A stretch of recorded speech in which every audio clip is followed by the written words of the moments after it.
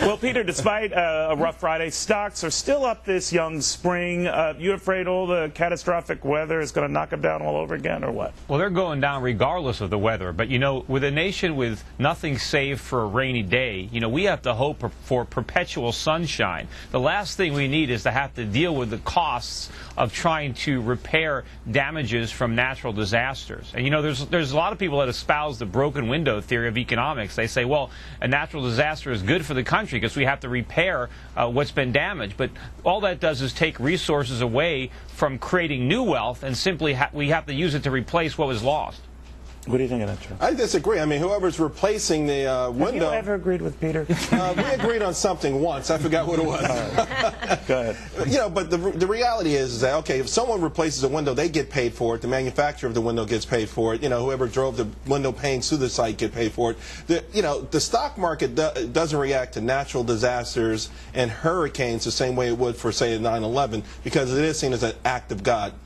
You know, so taking away all of that. I mean, Katrina is a prime example. Obviously, we had that little bit of a bump, but the Dow went from 9,600 to 14,000 in 2 years. All right. Now, Peter, the argument could be, as Charles touched on, that all of this destruction means construction down the road, and that is good for the economy and good for the people affected in those areas. Well, not at all, because we're replacing assets that we used to have. But you have to remember, we don't even have the money saved. We have to borrow it from the Saudis or the Chinese. And in Charles's example, sure, if you have to write a check to the guy that replaces your window, that means you don't have money maybe to buy a new suit. So now your tailor goes without money. You know, if you think that you can create economic wealth by breaking windows, then go smash all the windows. I don't know. Hold on. Or maybe you're the guy who was out of a job who actually is a construction worker. But it puts somebody else out of a job. It's a positive, Charles. How do you turn it into a positive? Well, I'm saying the stock market's turning it into a positive. Not me, it's historic. I know, it didn't look that way yesterday to me. You can go from, well, one day we're talking about. Listen, you could look at,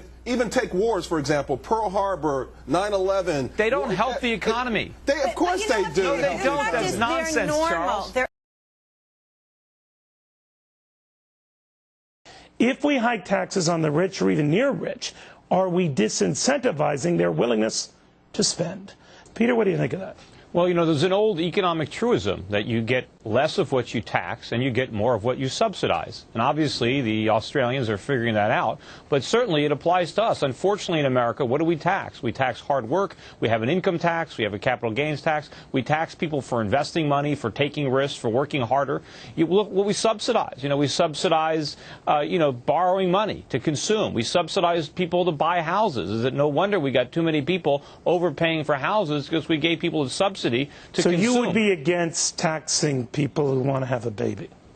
Well, I'm against taxes in general, but I don't like where government tries to influence behavior. Taxes should raise revenue. The government should not be trying to micromanage the economy through tax policy. They should just raise taxes to support the general defense of the country and to do what governments do, which is very minimal, but they should do it in the most invasive way. They should just have a national sales tax or value-added tax and leave it at that. The important thing, though, is the government has to stop spending. That's the source of the problem. It's all the government spending. So if they don't cut our taxes or if they don't raise our taxes, but they spend more and just borrow or print the difference, we still get hurt. Wise words all. Peter, Milton Friedman used to say that corporations love the free market as long as it applies to somebody else and not to them. Is this just an example of that? Well, you know, these antitrust legislation, they've done so much more harm than good with this. I mean, I'm not worried about monopolies. I think the government ought to stay out of this. I think the free market gives us much better protection. And it's unfortunate that, the government was involved with Microsoft before, and now they're, involved here. They should just stay out of it. They should let the market work. Well, and also, Peter Schiff, the more the government gets involved in things, the more corruption we have, the more inefficiency we have. The Medicare program is $300 billion. About $50 billion a year is either wasted or fraudulently charged in Medicare. So you got to expect a lot of that if you want to expand that to $2.2 trillion. Yeah, whenever the government gets involved, you're going to have this. Look at the cost of making a phone call. Look at how much that has gone down over the years. Compare that with the cost of mailing a letter. And Anything the government does is inefficient. You know, back before we had Medicare, doctors actually made house calls. You can't get that kind of service anymore. And you know, my father used to tell me the story when they first had Medicare and he had to help his mother figure it out. All of a sudden, her doctor bills went through the roof because the minute Medicare was involved, doctors started charging a lot more money. And you know, the same thing with education. I mean, we can't afford to go to college. You can't afford medical care because the government is involved in those industries, driving up prices and not letting the free market drive them down. Liz, Mike, gold is money. But they're moving away from gold. Yes, it is money. It's been money for 5,000 years. Do you go to the supermarket and pay in gold bullion? No, of course not. You pay with paper money. It's Gresham's law. I want to get rid of my paper money and hoard my gold. Not money. But gold is money. It's always been money. Every time we've tried paper currency throughout history, it's always ended in disaster. where's it going now? Where does gold go from here? Well, gold's going higher. It's going to go to several $1,000s an ounce. I don't know what the top is because I don't know where the floor is on the dollar. But based on the course we're on right now, we're going towards hyperinflation. So there's no telling where we're going. And we're going to leave it there.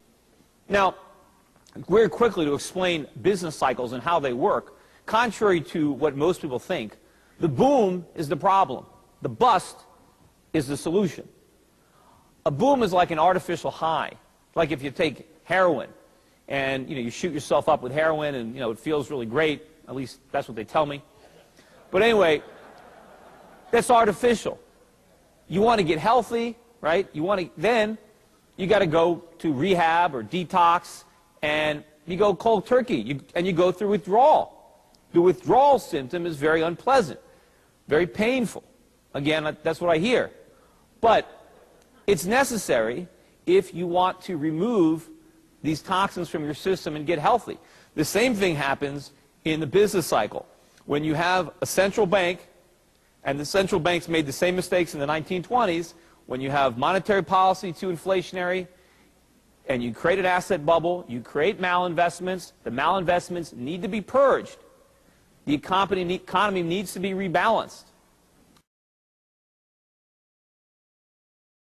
The point is everybody forgets if we're going to bail out General Motors, if the government is going to redirect capital to the auto industry, how many companies are they going to destroy in the process? Who's going to be denied capital because the government is directing it to Ford and General Motors? Remember, the government doesn't have any money. They only have the money that they take from somebody else. So we end up punishing or destroying a profitable business in order to subsidize a non-profitable business, and other people lose their jobs in order for people in Detroit to keep their jobs.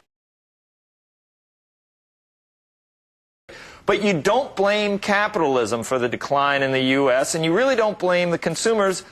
You hang all the blame on government and on regulation, and I thought that was interesting.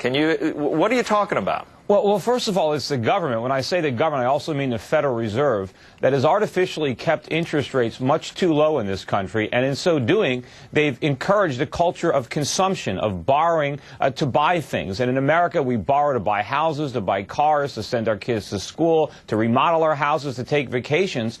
And what we're seeing right now is the fact that we can't pay any of this money back, and the lenders are cutting us off, and this whole bubble economy that we have is now deflating. But it never would have existed if we had honest money. If we were on a gold standard and we had higher interest rates, we would have been saving and we would have been producing and we wouldn't be in this mess. But, what happened today in the market, every time we have one of these, the Fed is going to save us, relief rallies, every time they say, oh, it's real buying this time. But yet, yesterday we were on the absolute lows for the move. And what the Federal Reserve is doing today, it makes me think of the history books, and they're borrowing a page from 18th century France. There was a currency called the assignate, which was backed by mortgages on church property.